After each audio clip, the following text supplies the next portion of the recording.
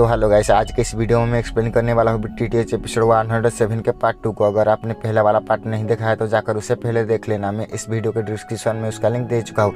जैसा कि हमने पिछले एपिसोड में देखा था, सावन ने टायर लेवल 7 के हाई ग्रेड के पिल को रिफाइन करने के बाद सावन पूरी तरह से बेहोश हो जाता है और फिर हमें 5 दिन बाद का सीन दिखाया जाता है, जहाँ पर सावन और टैन बंजी आपस में बात कर ही रहे थे। तभी वहाँ पर बर्निंग फ्लेम वैली के प्रिंसेस आ जाते हैं और वो सावन के साथ बातें करते करते सावन को एक हॉल के अंदर लेके आ जाते हैं। और उस हॉल के अंदर बर्निंग फ्लेम वैली का लीडर और कुछ एल्डर बैठे हुए थे और तभी सावन आगे आकर बर्निंग फ्लेम वैली के लीडर को ग्रीट करता है। ये देखकर बर्निंग फ्लेम वैली का लीडर सावन से पूछते हैं कि ब्रदर यान साहब, अभी के लिए आपका हालत क्या है, क्या आप ठीक हो? ये सुनकर सावन हाँ में अपना सिर हिला देता है और आसपास देखने लगता है। और वहाँ पर अभी के लिए जितने भी लोग थे वो सभी सावन को ही देख रहे थे। तभी एक एल्डर सावन को देख कर कहते कि लड़के, क्या तुम वही हो जो कि अभी के लिए स्काई फायर 3 से चेंजेस को लेना चाहते हो? ये बात को सुनकर सावन हाँ में अपना सिर हिलाता है और इसी के साथ ही वही एल्डर खड़े होते हुए कहते हैं कि मैं बर्निंग फ्लेम वैली का 3rd एल्डर हूँ और मेरा नाम हो चाहने। और जैसा कि तुमने हमारे बर्निंग फ्लेम वैली के लीडर के लिए एक पिल को रिफाइन किया है जो कि टायर लेवल 7 के हाई ग्रेड की पिल, और मैं बर्निंग फ्लेम वैली के एल्डर होने के नाते मैं तुम्हें थैंक्स कहता हूँ। और तुम इसके बदले स्काई फायर 3 से चेंजेस को चाहते हो जो कि हमारे बर्निंग फ्लेम वैली का एक सीक्रेट टेक्निक है, उसे हम किसी भी आउटसाइडर के हाथ नहीं दे सकते। इस वजह से अगर आप उसके बदले और भी कुछ चाहते हो तो फिर हमें बताइए, हम उसे जरूर ही पूरा करेंगे। ये बात को सुनकर सावन थोड़ा हैरान हो जाता है और वो कहता है कि मुझे पता था आप ऐसा ही कुछ बोलने वाले हो। तभी बर्निंग फ्लेम वैली के लीडर थोड़ा गुस्से में आ जाते हैं और वो कहते हैं कि आखिर 3rd एल्डर तो आप कहना क्या चाहते हो? तुम चाहते हो कि मैं इससे जो वादा किया था उसे तोड़ दूं और सभी लोगों के सामने जो कहा था उसे भूल जाओ? तो ऐसा बिल्कुल भी नहीं होने वाला। मैंने जो वादा किया है मैं उसे जरूर ही पूरा करूंगा। ये बात को सुनकर 3rd एल्डर के मुंह थोड़ा सा छोटा सा हो जाता है और वो धीरे से कहते हैं कि लीडर हमारे रूल्स का क्या? ये बात को सुनकर बर्निंग फ्लेम वैली के लीडर कहते हैं कि रूल्स क्या मरबान है, जब कोई जिंदा ही नहीं बचेगा तो अब तुम रूल्स का क्या अच्छा डालोगे? ये बात को सुनकर 3rd एल्डर कहते हैं कि लीडर आप मेरे ऊपर गुस्सा की हो रही है, तो हमारा बर्निंग फ्लेम वैली का रूल्स है कि हम किसी भी आउटसाइडर के हाथ अपना दाव स्किल नहीं दे सकते। अगर हम इस लड़के के बारे में बात करें तो हमें इसके बारे में कुछ भी नहीं पता और ये अपने आप को छुपा कर रखा हुआ है और अभी के लिए हम इसे इसके बैकग्राउंड के बारे में नहीं जानते, ना ही इसके असली नाम के बारे में। अब ऐसे कैसे हम इसे अपना दाव स्किल दे दें? ये सुनकर सावन कहता है कि एल्डर अगर आप मेरे बारे में जानना चाहते हो तो मैं आपको बता दूंगा। और रही बात मेरी ये मास्क की, तो इसकी वजह से लोग मुझे पहचान नहीं सकते और मैं सेंट्रल प्लेन में सेफली घूम सकता हूँ। अगर आप मेरे बारे में जानना चाहते हो तो मैं आपको बता दूंगा। ये बोलकर सावन अपने मास्क को हटा देता है। अब जैसे ही सभी लोग सावन के रियल फेस को देखते हैं तो सभी लोग हैरान हो जाते हैं और वहीं पे बर्निंग फ्लेम वैली का लीडर कहते हैं कि लड़का तो बहुत ज़्यादा यंग है, अगर इसे अच्छे से देखा जाए तो ये 20 साल का होगा। और तभी वहीं पे बर्निंग फ्लेम वैली के 2nd एल्डर सावन को घूर घूर कर देखने लगते हैं। इसके साथ ही 2nd एल्डर खड़े होते हुए कहते हैं कि अभी मैं कुछ टाइम पहले घूमने के लिए निकल गया था उन लाइटनिंग पवेलियन की तरफ, जहाँ पर मुझे एक टैलेंटेड लड़के के बारे में पता चला जिसका कि नाम सावन था और उसने उन लाइटनिंग पवेलियन को पूरा सुअर बना दिया था और उसने उन लाइटनिंग पवेलियन के एक एल्डर को मारकर फेतन के हाथों से भी बच के निकल गया और साथ ही में उन लाइटनिंग पवेलियन में घुस कर एक कॉम्पिटिशन में मिस फैंग को हरा कर वहाँ से भी बच के निकल गया था। अभी के लिए मुझे ऐसा लग रहा है कि वो लड़का सावन और ये जो हमारे सामने खड़ा है यान साहब, ये दोनों का ही सेम तो नहीं?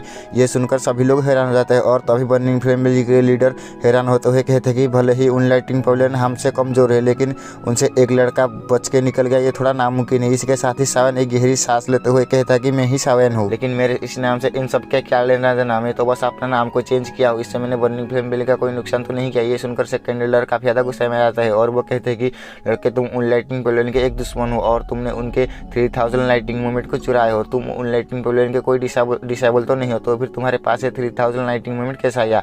और तुम वहाँ से निकल कर यहाँ पर आ गए हो हमारे स्काई फायर 3 से चेंजेस को लेने के लिए। इसे एक बात साबित होता है कि तुम दूसरों के टेक्निक को चुराते हो और यही तुम्हारा काम है। ये सुनकर सावन काफी ज्यादा गुस्से में आ जाता है और वो कहता है कि एल्डर आप थोड़ा रुक जाइए। रही बात उन लाइटिंग पवेलियन की टेक्निक की, तो उससे आपका कोई भी लेना देना नहीं है, वो मुझे एक ऑप्शन में मिला था। अगर बात करूँ मैं स्काई फायर 3 से चेंजेस की, तो वो मुझे इसलिए चाहिए क्योंकि मेरे पास कई सारे हाबली फ्लेम है, उसके पूरे पावर को यूज करने के लिए मुझे स्काई फायर 3 से चेंजेस चाहिए। अगर मुझे इसे चुराना होता तो आपको भनक भी नहीं लगता। ये सुनकर 2nd एल्डर काफी ज्यादा गुस्से में आता है और वो सावन से कहते हैं कि ये कोई उन लाइटिंग पवेलियन नहीं कि जहाँ पर आके तुम ये सब बकवास करो। और इसी के साथ ही 3rd एल्डर भी सावन को सुनाने लगता है और तभी सावन उन दोनों को इग्नोर मारकर बर्निंग फ्लेम वैली के लीडर के पास आ जाता है और उनसे कहता है कि वैली साहब, अभी आपको इस मैटर के बारे में कुछ तो बोलना चाहिए। अगर आपको ऐसा लगता है कि आपका ये स्काई फायर 3 से चेंजेस काफी ज्यादा सीक्रेट है और मुझे इसे नहीं लेना चाहिए तो आप मुझे बोल दीजिए, मैं यहाँ से चुपचाप चला जाऊंगा और मुझे बर्निंग फ्लेम वैली से कुछ भी नहीं चाहिए। ये सुनकर बर्निंग फ्लेम वैली के लीडर थोड़ा सा इमोशनल हो जाते हैं और वो कहते हैं कि सावन रुक जाओ, अगर तुम ऐसे ही खाली हाथ चले गए तो मेरा क्या ही इज्जत रह जाएगा, तुम थोड़ी देर रुको, मैं इस सभी मैटर को ठीक करता हूँ।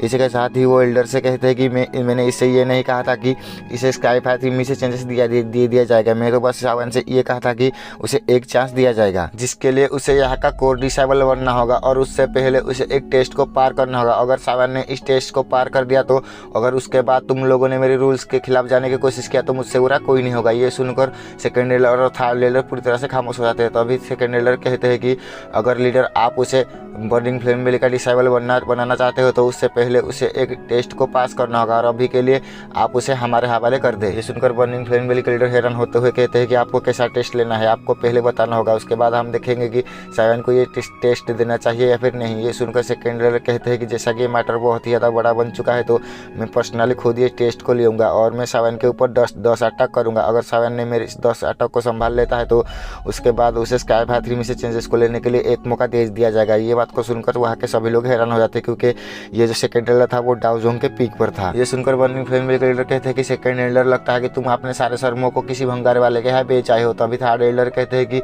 बेलीचिप अब अभी के लिए सेकंड लीडर काफ़ी ज़्यादा पावरफुल है, इसलिए आपको मुझे एक मौका देना चाहिए। और अभी के लिए आपने ये भी सुना होगा कि सावन ने फेतियन के हाथों से भी बच के निकल गया था, क्या पता वो मेरे हाथों से भी बच के निकल जाए। ये सुनकर बर्निंग फ्लेम बिली के लीडर कहते हैं कि अभी के लिए थर्ड लीडर आप भी बहुत ज़्यादा पावरफुल हो, इसीलिए सावन को मेरी बेटी से फाइट करना चाहिए। ये बात को सुनकर सेकंड लीडर मुँह पे ही मना कर देते हैं और वो कहते हैं कि प्रिंसेस की जान बचाया है इस लड़के ने।